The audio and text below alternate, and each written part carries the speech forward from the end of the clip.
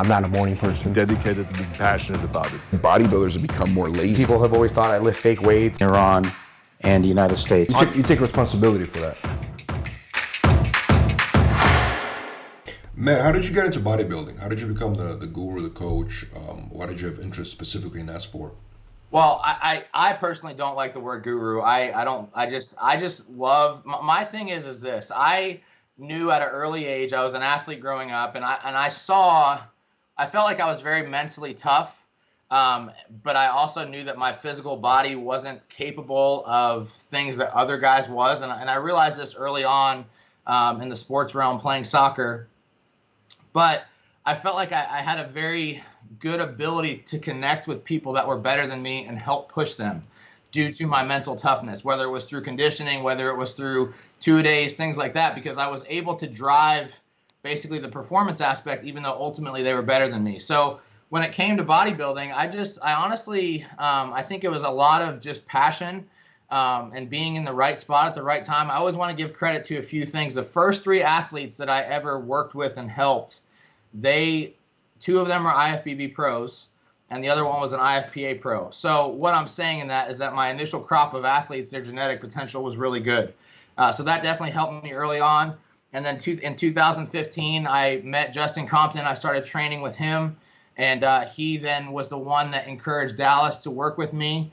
And then from there, it just kind of took over. But the thing is that, and I say this often when I'm asked, is I think every coach is given their opportunity by somebody. And then when you get that opportunity, it's what you do with it that really matters. And that really is what's helped me over time, just my reputation. And really what I like to do is I like to get with these younger guys and just connect with them on a personal level, get in the gym with them, train hard with them, care about their family structure, care about their life, and just make it more of a personal thing than just here's your diet, talk to you next week kind of thing. Mm-hmm. It's funny you mentioned you don't like the word guru, right? Why do you think there's so much negativity associated with that word in bodybuilding, guru specifically?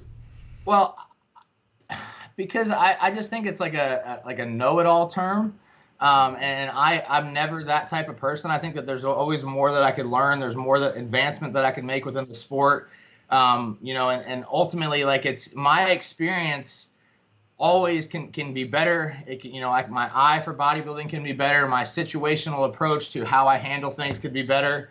But I just think it's more so like coaching is about connecting with guys and being able to effectively communicate. A lot of success, whether we're talking in the business world, whether we're talking in a marriage relationship, any type of relationship, it comes down to communication and being able to effectively communicate, being able to get the information out of that individual that you need to then be able to drive their progress.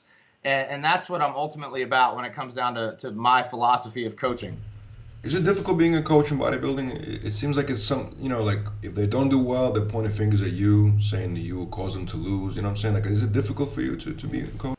Well, I mean, that's coaching in general. Like look at Bill Belichick this year. He went from the best coach in the NFL to people saying that, it was all Tom Brady now. And I don't agree with that either. But I mean, that's the thing. Like, you always, as a coach, you have to be able to ride the midline. You can't ride the highs. You can't get too low on the lows. You just have to, no matter what happens, you have to stay humble. You have to keep riding the midline. Like even like now, like, yeah, I helped Sean Clarita win the title, but I don't treat anybody any different than what I did in November before we won that title, because ultimately at the end of the day, this is such a small sector of the world. And I'm nobody, I'm no better than what I was in November. In my eyes, I accomplished something big.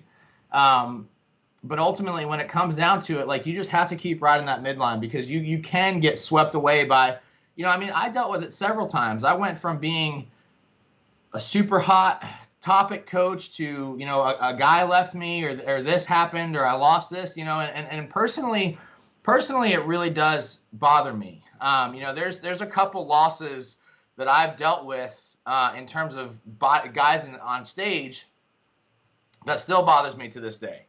But I think that's also a part of being passionate about what you do. Like, if it didn't bother me, I think there would be a problem.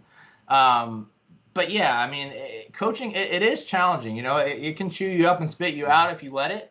And you have to have a strong support system. I'm very thankful for my wife and just the way that she treats me and helps pull me out, because there's some times, like if you go through a brutal weekend or a loss, like that Sunday after the show is tough, and then Monday, I mean, it's hard. No, I could only imagine, man, because that's just dealing with so many different personalities. You know what I mean? I'm sure you have a lot of clients, and you constantly have to.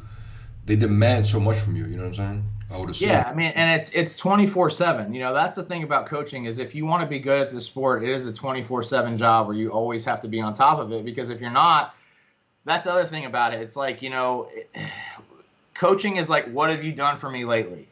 And you know, and you could peak a guy perfect. They could win a show, and then 3 months later, if you miss their update, you know, you get a, hey man, it's obvious you don't care about me, or you know, like the other thing is too, is a lot of people don't truly care about what's going on in the life of Matt. You know, and very few of my athletes actually check and see how I'm doing, you know, versus where I'm the one that's always checking on them. And it's not, and again, I do have some guys that check on me, that care about me, especially with I've gone through the past few months, but it's rare, you know, and I do really, really appreciate those people that do that. Yeah, I feel for you, man. Does it get ever challenging? Let's say if a client leaves you, right, for another coach, and then he starts like discrediting what you've done for him. You know, did it ever happen to you? And how do you deal with that? Like, of course, I mean that's part of it. That's part of the industry. I try as best. You just said you feel for me. For one thing, I don't.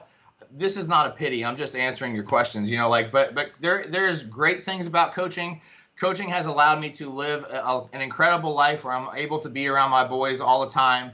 But there's also challenges, you know, just like within anything. But when I have somebody leave me, I think the hardest part about it is that if my intentions were pure to help them as best as I can, and then that individual goes on, it's hard, because ultimately it comes down to, sometimes an athlete just clicks better with a certain coach. Sometimes an athlete's home environment from one prep with me to another prep with another coach was completely different.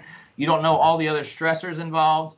But again, I'm to the point where I really try to use social media to impact people's lives. I'm not flipping on there all day long. I don't have the time for that, nor do I have the desire to do that. So like I really try to stay out of the drama as much as I can, because if I'm letting all that filter into me, ultimately that's going to impact my decision-making process to then help people.